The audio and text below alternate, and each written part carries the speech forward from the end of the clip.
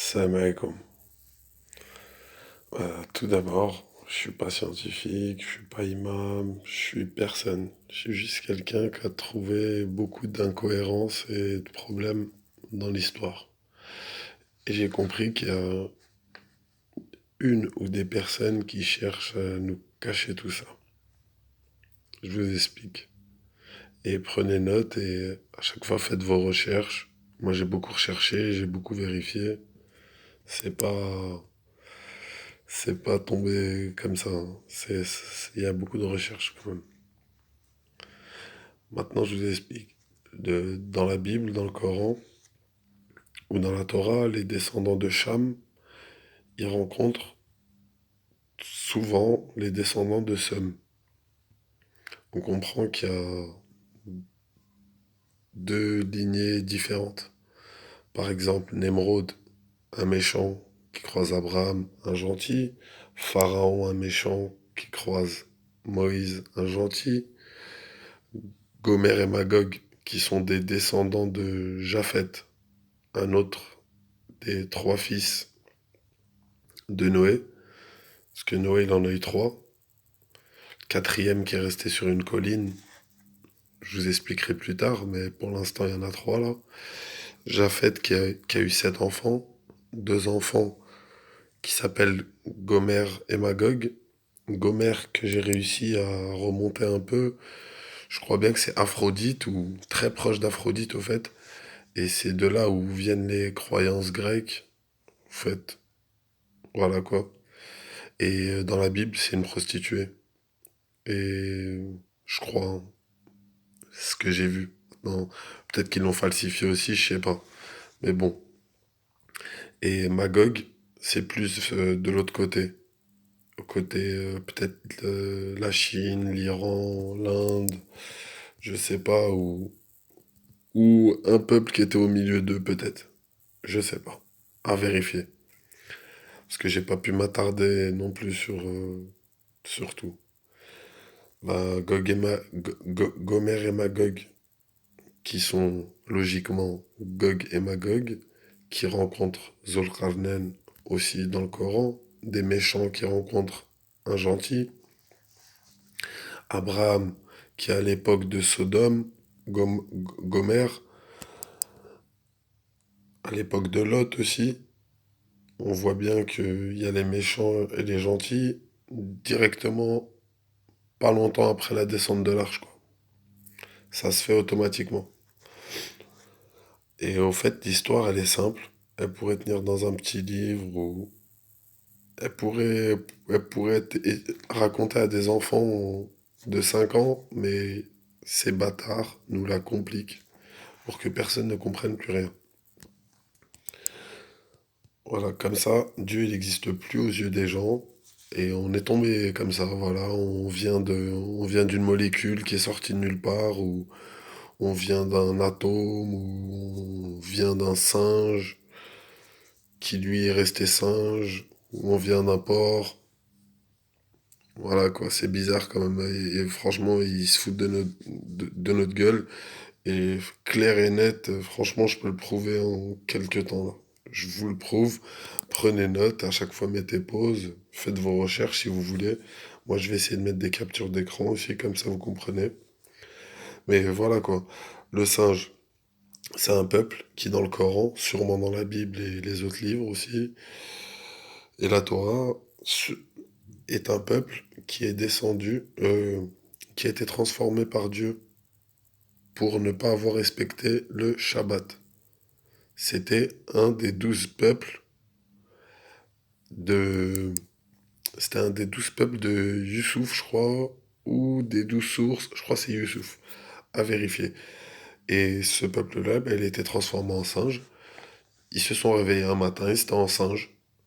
Voilà, il y a eu des témoins à cette époque, cette histoire elle s'est perpétrée chez les gens, mais ils nous la font oublier avec leur théorie de Darwin. Ils ont choisi la théorie la plus folle et ils l'ont mis à la une. Le singe, si on trouve des singes à 99%, c'est que le Coran dit vrai et que les livres de Dieu disent vrai. Et si on trouve des pores aussi, à 99% comme l'humain, que le cœur il monte sur un humain, que l'insuline elle monte sur un humain. Si on trouve des porcs aussi comme ça, c'est parce que Dieu a aussi transformé un autre peuple en porc. Et c'est écrit aussi. Et dans tout le Coran, il n'y a pas de mensonge. Maintenant, dans la Bible et tout, ils ont réussi à falsifier quelques trucs, mais le cœur, il est encore là. Et grâce au Coran, on peut vérifier la Bible aussi. On peut vérifier les hadiths, on peut tout vérifier, parce que le Coran, il n'a pas été modifié numériquement, tout ce que vous voulez. Il n'est pas touché. Voilà. Maintenant,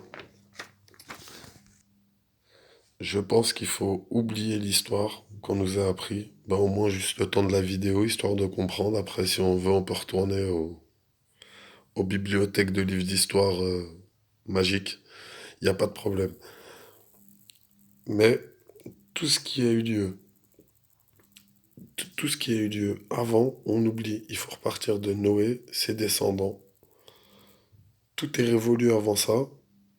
On le sait. Les trois livres le disent. Les, les découvertes le disent. Tout le dit. Voilà. Maintenant, tout ce qui a eu lieu avant, tout ce que les livres nous disent et tout, c'est fait pour nous rendre l'histoire compliquée. En fait, l'histoire, elle est simple. Elle remonte à 6500, 8500. On peut voir un peu plus, je sais pas, faut voir, mais on s'en fout de toute façon. Avant ça, on oublie tout. L'arche, elle a été découverte à 6 kilomètres de hauteur en Turquie, le mont Arafat ou Ararat, je sais plus. Les traces des peuples de départ y ont été découvertes aussi. Les trois enfants de Noé sont Sem, le gentil, Sémite, dont tous les prophètes descendent, Cham est le méchant, dont tous les méchants descendent, et Japheth. Et avec ces sept enfants, il y a du bien, il y a du pas bien. C'est un bon mélange. Il y a plus de bons que de mauvais. Et il y a le quatrième fils qui est resté sur la colline, que tout le monde croit mort, mais que je pense fort et que je pense avoir prouvé qu'il n'est pas mort et qui au fait est Shoaib, Jethro, dans la Bible et tout. Et il est resté là-bas, il est resté dans la caverne, je vous expliquerai aussi. Et prenez note parce que faut suivre quand même. Voilà.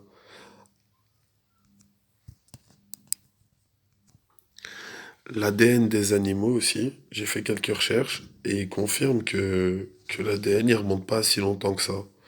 Par exemple, la vache, je crois ça coïncide avec l'arche.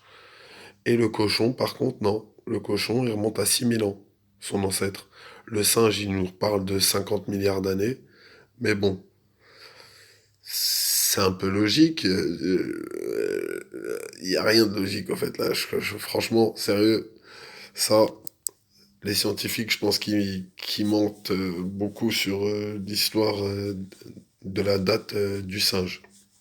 Au pire, le chimpanzé, peut-être qu'il remonte comme l'humain, vu que c'est un humain à la base.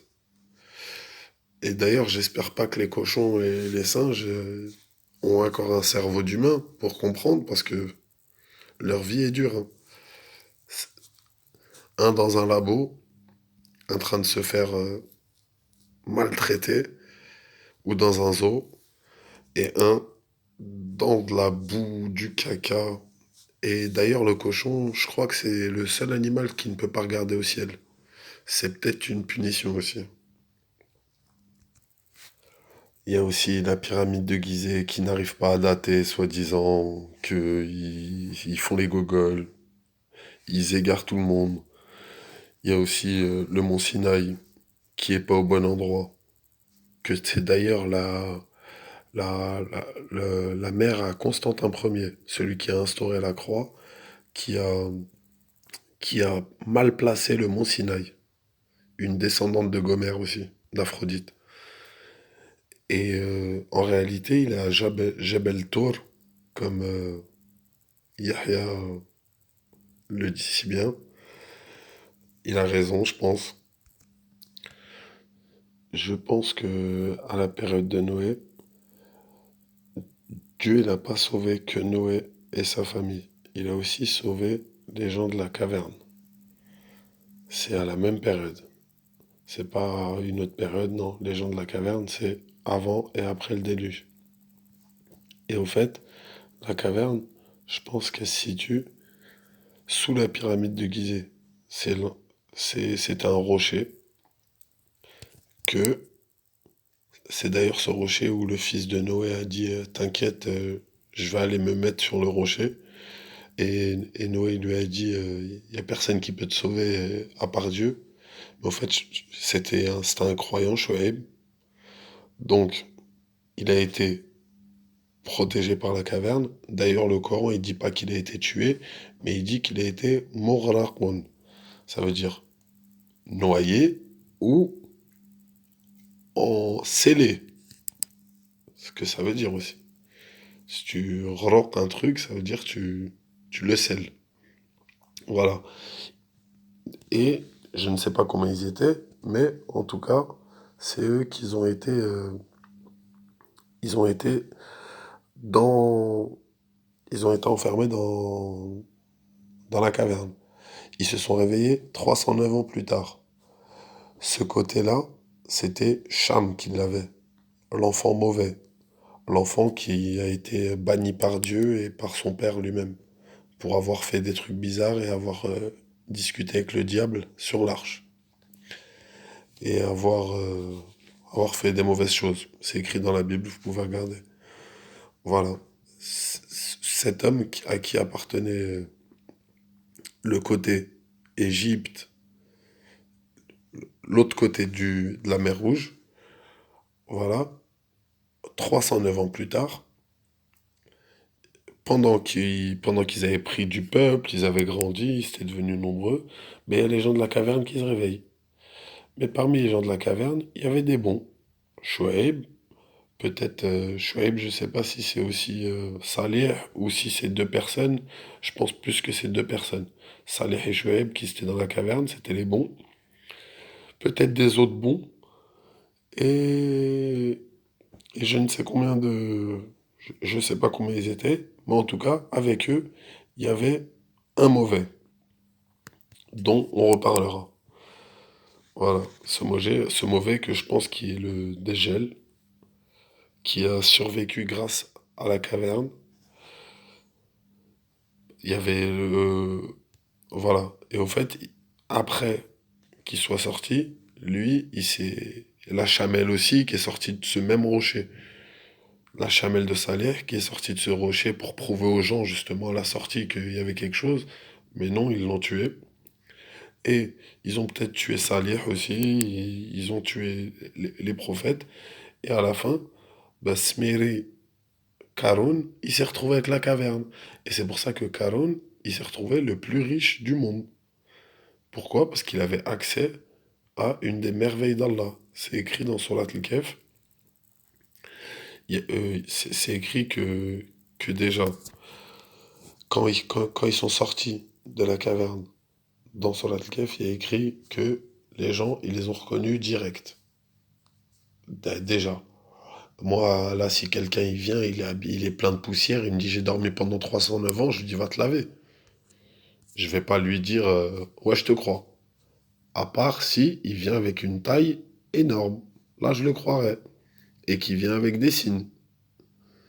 Là, je le croirais. Bon, ils ont vu sa taille, ils l'ont cru. Là, à ce moment-là, ils étaient du côté de Cham. Donc, c'était un côté de bâtard. Donc, c'était logique que ça se passe mal pour eux à leur sortie de la caverne. Et vu qu'il y en avait un mauvais avec eux, le dégel, bah, à la fin, Caron, il s'est retrouvé à construire sa maison dans la colline. Et où, c'est là où il avait accès à une plus longue durée de vie vu qu'il avait encore le soleil qui passait par sa gauche, par sa droite, je sais plus il y a écrit quoi exactement dans la sourate, mais au fait, voilà. D'ailleurs, c'est ce qui est encore toujours dans la pyramide de Gizeh.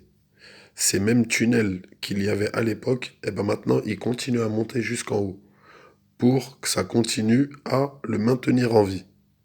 Pour quelle raison? Vous savez pourquoi le dégel est maintenu en vie. Voilà. Il y a aussi le chien, patte étendue devant, qui est répété à plusieurs reprises dans Surat al-Kahf, qui coïncide avec le sphinx. Que tous les scientifiques disent que le sphinx, à la base, c'était un chien. Voilà quoi. Et le fait que les momies aussi, que les pharaons se momifient, c'est peut-être sûrement une croyance tordue que le dégel qui se trouve dans la caverne, sous la pyramide, leur insuffle. Il leur dit qu'il va les ressusciter après à la fin, qu'ils s'inquiètent pas, qu'ils préparent des bateaux, qu'ils préparent des trucs. Faut bien quelqu'un qui leur dise ça quand même. Et le pire, c'est qu'il peut même leur dire, hey, je connais vos grands-parents, je connais ta grand-mère, je connais l'autre. Le menteur, quoi. Et de là-bas, ben, depuis qu'ils lui ont réouvert la pyramide qui avait été scellée par Dieu, parce que c'est Dieu qui a fait ça, ben, il refait sa perversion du monde, sa toile d'araignée qui repart, quoi. Les chefs d'État qui vont le voir. Et je pense qu'ils arrivent à discuter avec lui avec un trou, là, comme le signe des sionistes, là. Je pense que je vais mettre une capture d'écran, le signe des sionistes, là, qui font tous les chanteurs, là. Je pense que c'est le petit trou avec quoi ils discutent avec lui, qui leur fait peut-être montrer le trésor qu'il a, parce qu'il a un gros trésor en bas. Mais on n'en veut pas, hein. Un croyant, il n'en veut pas. Un croyant, ils veulent bétonner là-bas plutôt. Eux, ils veulent le trésor. Mais pour faire quoi? Pour aller en enfer, à la fin. C'est avec ça qu'il tient toute la planète en leur faisant montrer ça, par un petit trou. Vous pouvez vous renseigner sur tout ce que je dis, sérieux. En tout cas, même moi, je bug parce que ça, c'est trop réel pour être faux. Et c'est aussi, je pense que c'est leur dieu du soleil, Horus, grâce au soleil qu'il fait vivre, qui est représenté par un œil gauche, le Sad. Vous regarderez dans les lettres découvertes. Et ces caractéristiques à Horus, ils correspondent grave au hadith du dégel de Rasul sallallahu alayhi wa sallam qui dit que qu'il est rougeâtre, qu'il a les cheveux en serpent, et aussi le fait que le prophète sallallahu alayhi wa sallam n'a jamais demandé protection contre le dégel. Il a tout le temps demandé protection contre sa tentation, parce qu'il savait que sa tentation était proche. Il y a aussi le signe que Macron et que tout le monde fait là, avec la petite pyramide, mais tout le monde voit que la pyramide. Mais si vous regardez le signe qu'ils font, les sionistes là, en bas de la pyramide, mais une grosse caverne. Et eux, ils se foutent de notre gueule à nous montrer la pyramide. MDR. Il y a aussi le hadith avec les chrétiens qui étaient sur un bateau, qui se sont perdus en mer et tout. Je pense fort que c'est l'île de Gizeh qui est juste à côté et que les courants, ben, ils les ont traînés jusqu'à là-bas. Avec le Noun, une des lettres aussi. Vous regardez, je vous explique, je vais expliquer là. Mais voilà quoi, ils se sont retrouvés à l'île de Gizeh, ils ont monté une colline, ils sont arrivés, ils ont discuté dans un monastère. D'ailleurs, dans Surat al-Kahf, il est bien dit, construisez sur eux un monastère, traduction en français, ou un mesjid en arabe. Mais voilà quoi, ça correspond bien, bien, bien à l'endroit quoi. Et qu'ils ont trouvé quelqu'un enchaîné. Et voilà quoi. Et au fait, Karun et Smiri, c'est la même personne. C'est ce que je pense. Et c'est ce qui en a l'air quoi. Et c'est lui qui tenait les clés pour accéder à la caverne en dessous. Et qui tenait, au fait, la caverne, c'était un trésor de fou parce qu'elle faisait ce qu'on lui demandait. Que ce soit en bien ou en mal. Dieu, il laisse tout faire. S'il voulait de l'or, il pouvait avoir de l'or. Illimité. Et Dieu, quand il a tué Pharaon et son armée avec l'eau, ben, il a aussi fait construire par des bâtisseurs djinns ou des anges, fait construire la pyramide de Gizeh. C'est pour ça que la pyramide de Gizeh, elle a le chiffre d'or, elle a toutes les caractéristiques d'un truc angélique, pas d'un truc humain. Elle est positionnée avec les étoiles, elle est positionnée avec le soleil. Voilà quoi. C'est pas un être humain qui l'a fait, on le voit très bien. Et c'est pas avant le déluge aussi. Donc, ça remonte après le déluge, ça a été construit par Dieu à l'époque de Moïse. Et je pense que les enfants d'Israël, le peuple de Moïse, là, il a dû, il a dû voir ça. Il a dû voir Caron, Sméri, celui qui les avait détournés pour le veau d'or. Ils ont dû le voir aller à son trésor et se faire emmurer dedans. Et il est enchaîné dedans. Peut-être même il est juste emmuré dedans et on peut discuter avec lui par un petit trou, hein. Mais les blocs ils sont tellement gros que personne ne peut les débloquer à part Dieu, Allah subhanahu wa ta'ala, quand il voudra. Et depuis le déluge, au fait, ça veut dire que cet homme est encore en vie. Et il doit en avoir marre. Et c'est pour ça qu'il est là, qu'il détourne les gens. En fait, je pense qu'il en a marre de marre de marre. Vous imaginez quand même, vous êtes enfermé pendant je sais pas combien d'années depuis Moïse. C'est chaud. Vous pouvez regarder l'histoire de Karun, vous comprendrez. Et aussi dans l'histoire de Moïse, quand les Salem, je sais pas, dans l'histoire de Moïse, ben il y a le fait qu'il est énervé contre son frère, il est énervé contre son peuple, il est énervé contre tout le monde, mais Sméri, il le laisse tranquille. Sachant qu'il lui dit, je t'ai fait du gris-gris, j'ai fait des trucs de fou, je les ai détournés, mais non, il le laisse. Pourquoi?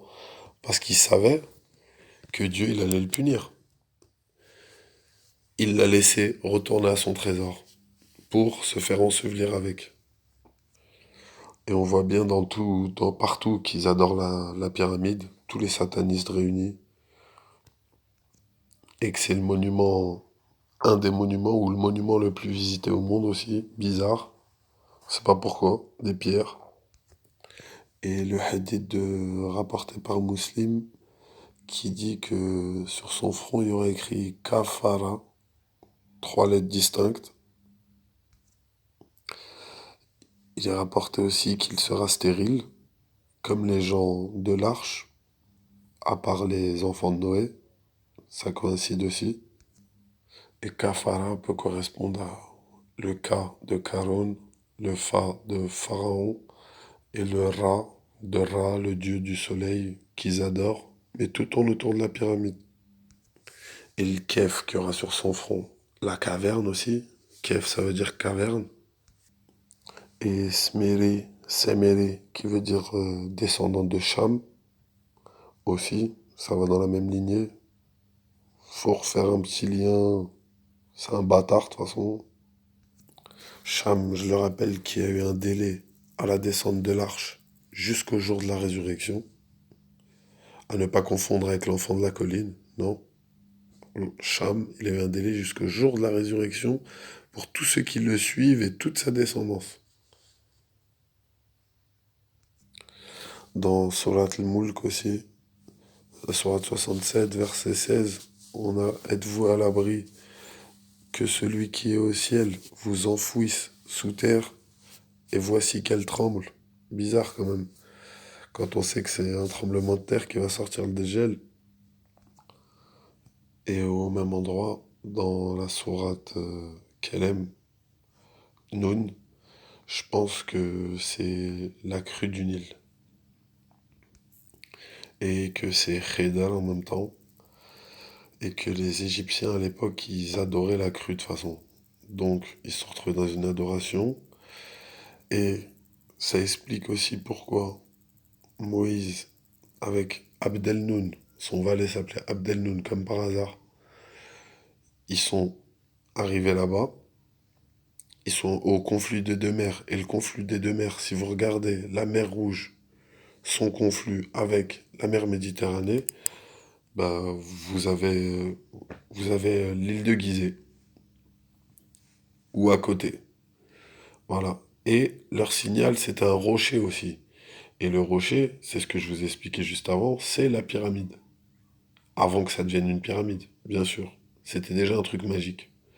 Voilà. Et le poisson qui est parti, parce qu'ils étaient au bord de l'eau. Le poisson, il est parti à cause de la crue, au fait. Et c'était ça le signal. Ils sont revenus, ils ont trouvé un bateau. Ils sont montés dessus et il était ébréché. Ce bateau, ce, ce bateau, en fait, il a été bréché aussi par la crue du Nil. Ce que je pense aussi. Ensuite,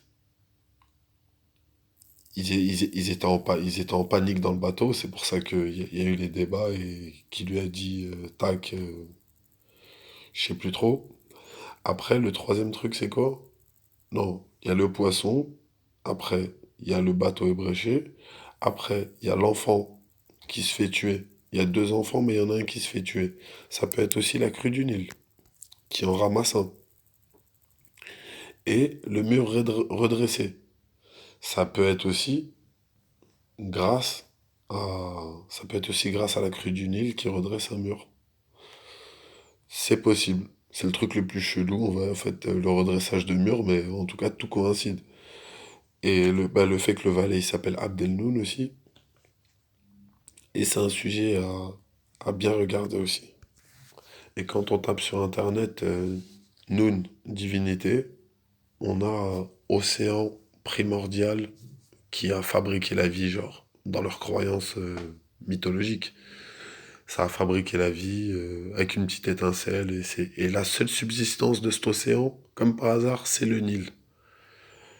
Le Nil dont on parle. Voilà. Abdel Noun, Noun, Noun, Noun, que des Noun. Et Noun, c'est une des lettres que j'ai découvertes aussi. Et dans la sourate Al-Kalem, chez les musulmans, peut-être chez les chrétiens et tout aussi, on sait que c'est la plume que Dieu lui a dit écrit tout le destin de tout et elle a tout écrit. Donc, c'était la bonne personne à envoyer pour s'occuper du soi-disant créateur, qui est l'océan primordial, dans leur mythologie. Mais nous, dans le Coran, il y a écrit que c'est un serviteur, le Khidr, le verdoyant en plus. Et on sait que le Nil, la crue du Nil, c'est verdoyant aussi. On a aussi dans la sourate 68 qu'elle aime, on a aussi au verset 48-50, d'ailleurs qui n'est pas descendu en même temps, Jonas, soi-disant ça parle de Jonas, c'est ce qu'ils nous disent les ulama, c'est ce que tout le monde nous dit, mais je pense que ça parle de Abdelnoun, José. Dans la Bible, il s'appelle José ou Joshua ou Josué, je crois. Euh, il parle de lui, et quand il dit ne sois pas comme l'homme au poisson. L'homme au poisson, c'est pas quelqu'un qui s'est fait manger par un poisson. L'homme au poisson, c'est celui qui a oublié le poisson et qui a demandé pardon. Et le jardin, je pense bien que le jardin, quand ça parle de jardin ici-bas dans le Coran, ça parle du ruisseau qui passe au milieu. C'est la mer Rouge. Et d'un côté, on a la Mecque et ses alentours avec les descendants de Sem. Et de l'autre côté, on a les descendants de Cham. Dans la sourate qu'elle aime encore, la sourate 68, verset 22, on a, dans l'histoire du jardin, on a le mot hartikum, qui est utilisé pour dire champ cultivable.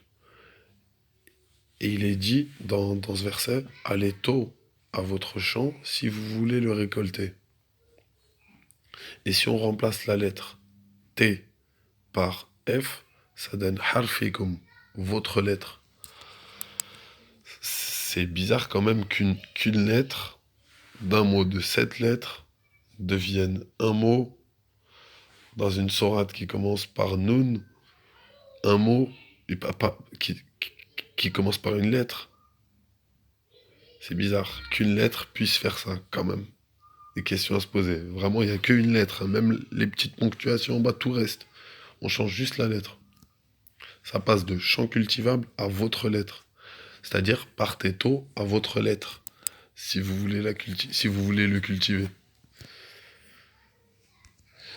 Et José Abdelnoun, après ça, il est devenu prophète, hein. Un très bon prophète d'ailleurs.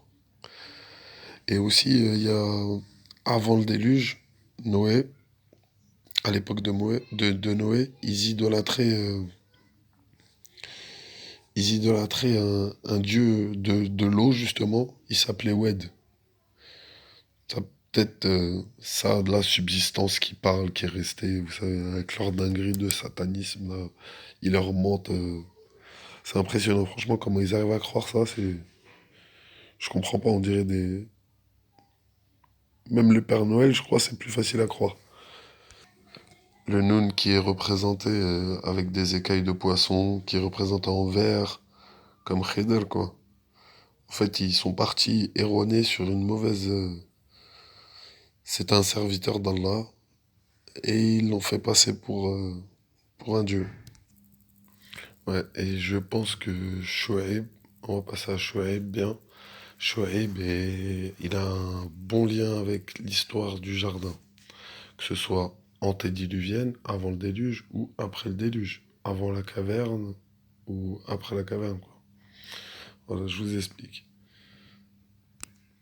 Dans la sourate Al-Araf, la sourate 7, je crois, verset 85, quand il parle de médiane, je pense qu'il parle de fait de la ligne médiane, ou du point médian, ce qui correspond à la Mecque.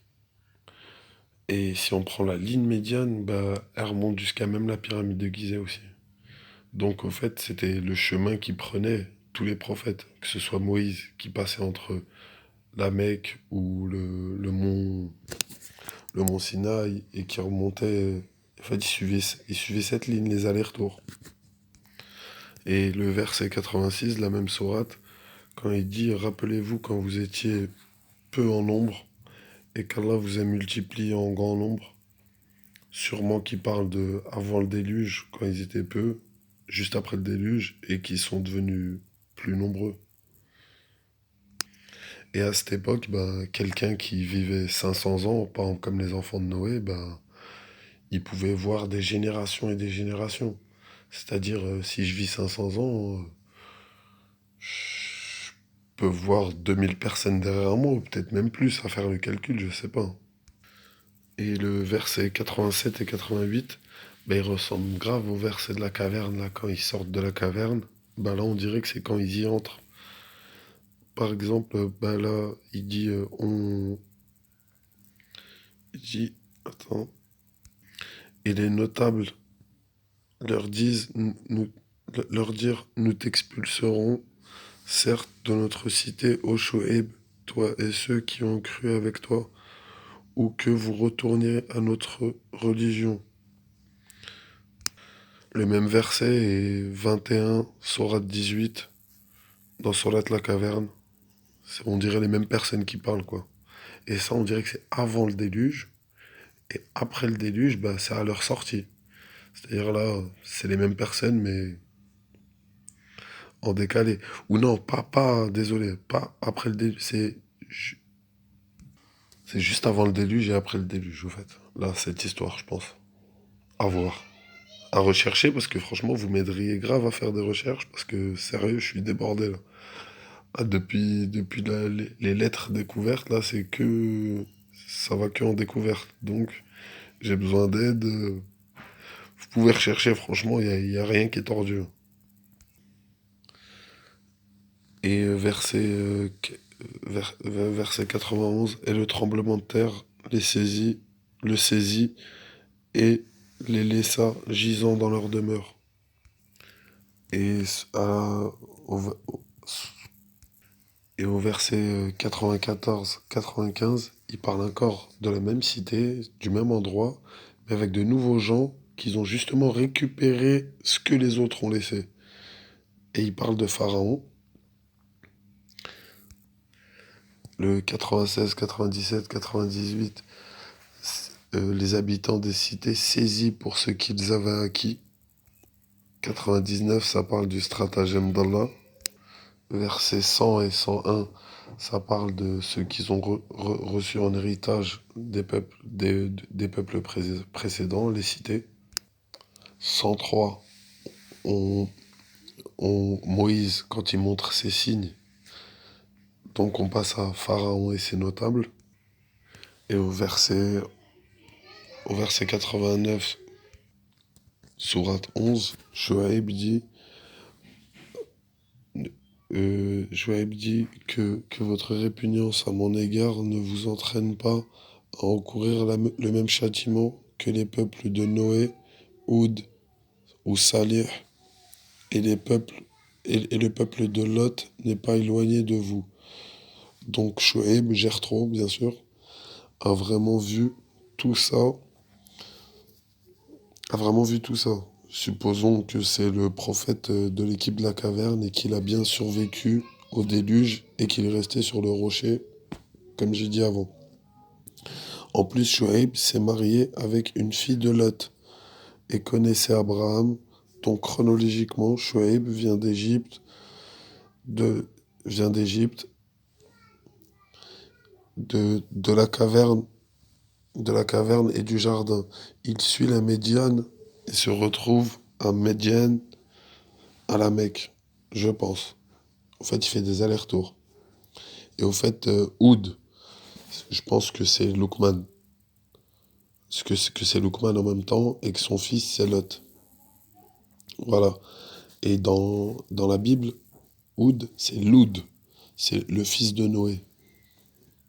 C'est un des fils de Noé qui tenait la Turquie, là où l'arche a été découverte. Donc c'est pour ça qu'il s'appelait Oud. En anglais, ça fait bois. En arabe, ça fait bois. Ça coïncide avec que c'est lui qui gérait l'arche, quoi. Oud, un fils de Sem. Si je me suis trompé avant, je crois pas. Et ça veut dire aussi que le peuple de Lot, il n'est pas éloigné géographiquement et de chronologiquement. Sourate 11, verset 91, on comprend que Shoaib, il a du mal à se faire comprendre avec le peuple avec qui il parle quand il arrive à Madian. C'est donc possible que c'est à cause de son origine antédiluvienne et le fait qu'il ait dormi pendant 309 ans. C'est normal que si je dors pendant 309 ans, on me comprend plus après. Et non pas que les ulémas disent que ce verset, c'est parce qu'il était aveugle. Non, un homme aveugle peut se faire comprendre. Et d'ailleurs, Shoaib a donné sa fille qui s'appelle Séphora, il l'a donnée à Moïse. Donc on voit bien qu'il a vécu plein d'époques, le mec. Et qu'il lui dit, si ce n'était ton clan, on t'aurait lapidé. C'est-à-dire déjà qu'il a un grand clan, qu'il est connu. Et ça ressemble aussi à la sourate La Caverne. Coïncidence encore. Sourate 11, verset 93, Shoaib dit, ô mon peuple, bientôt vous saurez sur qui tombera un châtiment qui le déshonorera et qui de nous est l'imposteur. Peut-être qu'il parle de l'imposteur des gens de la caverne. Vu que Shuaib était le prophète avec Salih, peut-être que le mauvais, il se faisait passer aussi pour un dieu ou je ne sais quoi, donc il parle sûrement de ça. Sourate 26, verset de 186 à 189. Ils traitèrent Shuaib de menteur et le châtiment du jour de l'ombre les saisit. Et sourate 11, 94, 95. Nous sauvâmes Shuaib et ceux qui avaient cru en lui. Le cri, le cri les saisit et ils finirent gisant dans leur demeure. Que les Médiennes s'éloignent comme les Talmuds se sont éloignés. Donc on voit bien qu'il a vécu le châtiment d'un côté, le châtiment de l'autre, ou deux époques à vérifier, avec des gens bien, de science, qui réfléchissent un peu. En fait, on a la mer Méditerranée au milieu, on a d'un côté la Mecque en médiane, genre, c'est le centre de la Terre, et de l'autre côté, dans la ligne médiane, on a la pyramide de Gizeh. Un côté Cham, un côté Sem, séparés par un ruisseau. Un côté bon, un côté mauvais. Les gens de la gauche et les gens de la droite, comme dans la sourate 90, le Beled. Oud et Salih sont des descendants de Sem. Salih était du peuple de Talmud qui vécut, qui succédèrent au Had, sourate 7, verset 74. Et Shuaïb est mentionné comme arabe, descendant de Sem, dans les hadiths.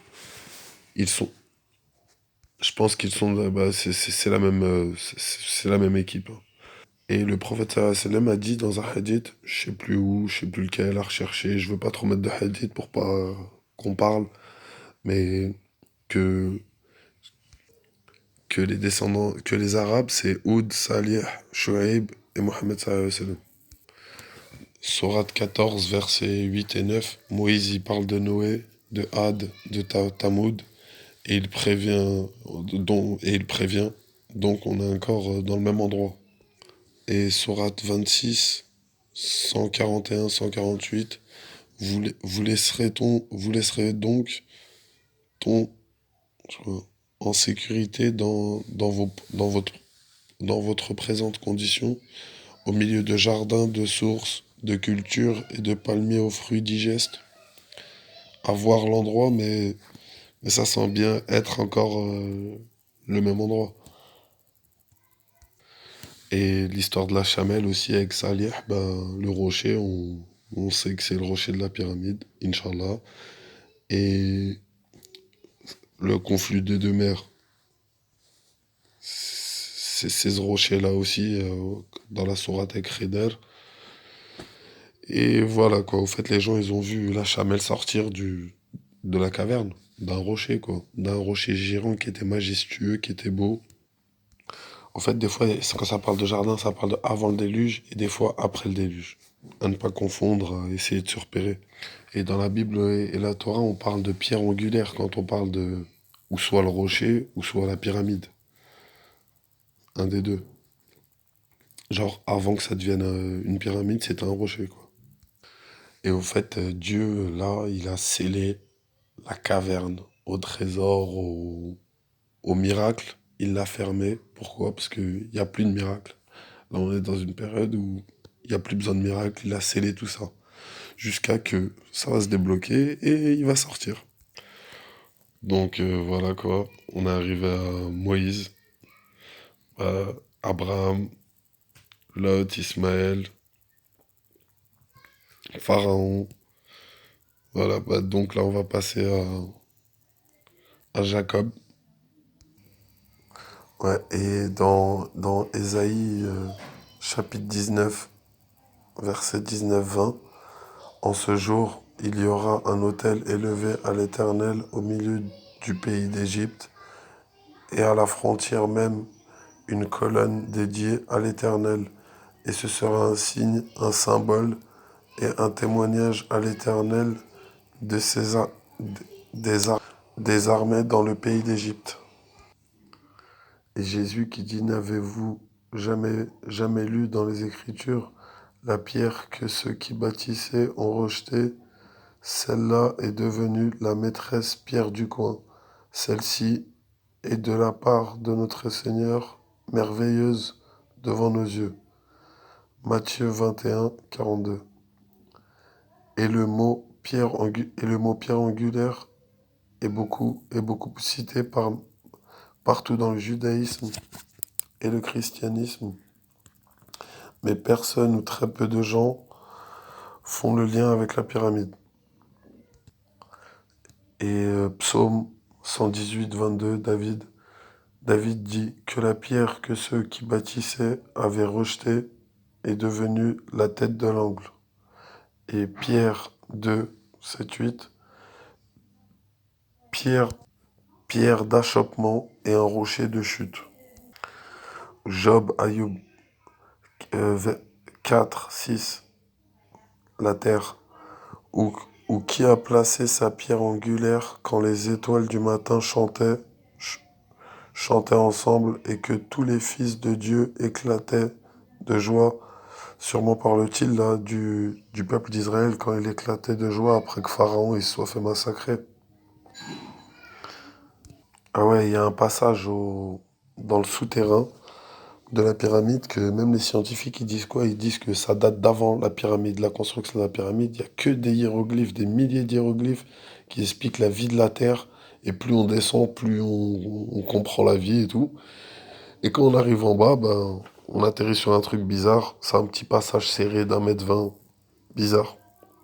Ça parle de la descente d'Adam du paradis à cause du diable et de la pomme.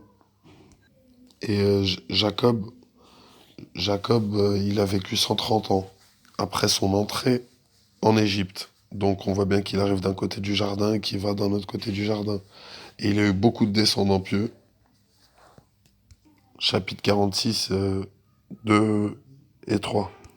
Au temps de Moïse, cette nation est sortie pour être mise à part pour Dieu. Sûrement pour s'occuper de Pharaon plus tard, avec Youssouf. Et je pense que ouais, il parle peut-être aussi Moïse du passage là, d'1 m 20 qui descend. Sûrement que les sionistes, que les chefs d'État prennent. Exode 19, 1 et 8. Et, et Romains 7, chapitre 7, 18. Un petit récapitulatif des descendants.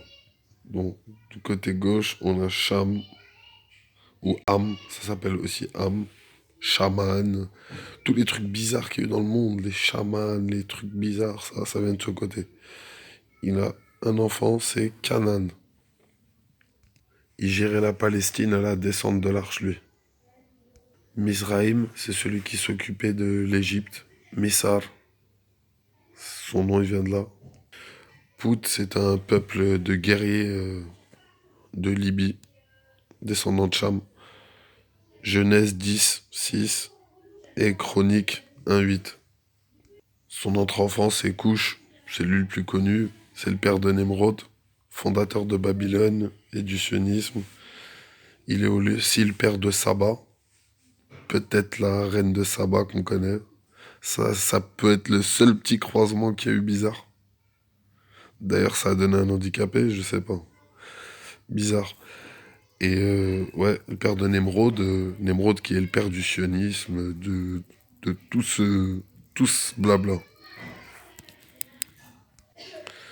Shamazaï, un homme qui a couché avec sa femme sur l'arche, qui a donné l'exemple à Cham, a eu un fils sur l'arche qui s'est appelé Sion. Aussi, bizarre. Après, on a la bonne descendance, c'est Sem. On a Aram, ancêtre d'Abraham, qui s'occupait de Bit el Haram, pas Bit el Haram, comme ils nous disent partout dans les médias saoudiens et blédiens, c'est abusé. C'est Bit el Haram, pas el Haram, parce qu'il n'y a rien de haram là-bas. On a Loud aussi, Oud, Lukman, le père de Lot, qui s'occupait de la Turquie. La région, il s'occupait une bonne partie. Il y a aussi Elam, c'est les ancêtres des Iranais, c'est des bons aussi. Assur, c'est lui qui tenait la région de la Syrie. Et je pense que le mot assurance, il vient d'ici. Parce que c'est ceux qui tenaient le truc de Gog et Magog, justement, avec Zulkarnain et tout. C'est ce qui faisait l'assurance de tous les bons. Il devait être plus costaud, peut-être. Arpachad aussi. Lui, il était plus vers le bas. Il est le grand-père de Salah, sûrement Saleh, et le père de Kainan, et aussi Jobab, sûrement Job, et aussi Eli. Et son descendant, c'est Yunus. Et Yunus, il apparaît aussi de l'autre côté, dans une fille de Japhet. Japhet, il a eu Toubal, qui contrôlait l'Espagne et ses alentours. Ses enfants sont Phanato, Onva et Eteva. Javan, il contrôlait ou elle contrôlait la Grèce et ses alentours. Tyras, il contrôlait la région de l'Euphrate. C'est l'origine des Perses. Et Meschek, il est situé dans le Caucase, à l'entrée pour le passage justement du peuple d'Assur, qui est de l'autre côté du Caucase. Et c'est de là aussi que Gog et Magog, leur seul accès pour venir, à part s'ils font le tour du monde. Désolé, Gomer et Magog. Madaï, euh, qui, s- qui tenait l'Afghanistan vers le bas là, qui s'est marié avec une fille de Sem, qui a donné Jonas, Yunus, sûrement, et ça correspond à une région pleine de mer et tout, donc ça correspond bien. Il y a Gomer, Ashkénaze, une prostituée, Aphrodite aussi, on peut l'appeler aussi comme ça. Voilà. Je crois qu'elle avait fait un truc avec son frère peut-être dès le début ou un truc bizarre, mais en tout cas elle est bizarre. Chapitre 38, verset 6, Ézéchiel. Gog allié des Magog. Et il y a écrit Magog, au nord du monde, force du mal. Et Gomer aussi, je vous le répète, il a pour descendant Constantin Ier, que c'est lui 300 ans après Jésus qui a instauré la croix de Jésus-Christ, qui est païenne à la base, et qui a instauré plein de trucs païens dans la chrétienté, et qui a d'ailleurs tué les vrais chrétiens, les vrais juifs. Il a fait un massacre, lui. Lui, dans l'histoire, ils nous disent que c'est un bon, mais en vrai, c'est un massacre à la tronçonneuse qu'il a fait. Et voilà quoi, dans cette histoire, le seul qui n'apparaît pas dans les trois, dans les trois descendances, c'est Shoaib, Gertro, qui même dans la Bible, il n'a pas de parents et il correspond bien aux gens de la caverne et on voit bien qu'il a vécu à plusieurs époques. Il a donné sa fille, c'est la femme de Moïse, Séphora, et après son retour de l'autre côté de la Médiane, il s'est marié aussi avec la fille de Lot. C'est ça qu'a donné cette fille, qu'a eu Moïse. Et à l'époque de Moïse, il est devenu le sacrificateur de Maïdan. Chouaib, hein, bien sûr. Et on voit bien que Moïse, il était d'un côté en embrouille avec le Dégel, un des mecs de la caverne, le méchant, et de l'autre côté de la Médiane, il y avait un bon, Chouaib, qui lui a d'ailleurs donné sa fille. On voit bien que les deux, ils ont vécu des époques différentes. Bon, je vais en rester là. Il y a plein d'autres trucs à terminer. Mais bon, en vrai, là, tout ce qu'on sait, c'est que c'est le shaitan qui gère tout ça. Il y a plein d'autres explications, j'ai plein de trucs. Faut me poser des questions. Ceux qui veulent me poser des questions, ils me posent des questions normales. Ceux qui ne font pas de recherche avant de poser des questions, qui les pose même pas, qui les garde pour lui. Maintenant, le shaitan, il dirige tout ça. Allah subhanahu wa ta'ala, il a fait de nous une communauté. Là, que ce soit les chamites, les trucs, on a un mélange de tout le monde maintenant. Maintenant, c'est pour ou soit on s'accroche à Dieu, ou soit on s'accroche de l'autre côté, au dégel et à sa toile d'araignée, qu'on sait tous s'accrocher dedans. Donc voilà, là, sérieux, l'histoire, elle est vraiment simple, là. Il me reste quelques pages que je vous ai pas lues, parce que franchement, c'est trop.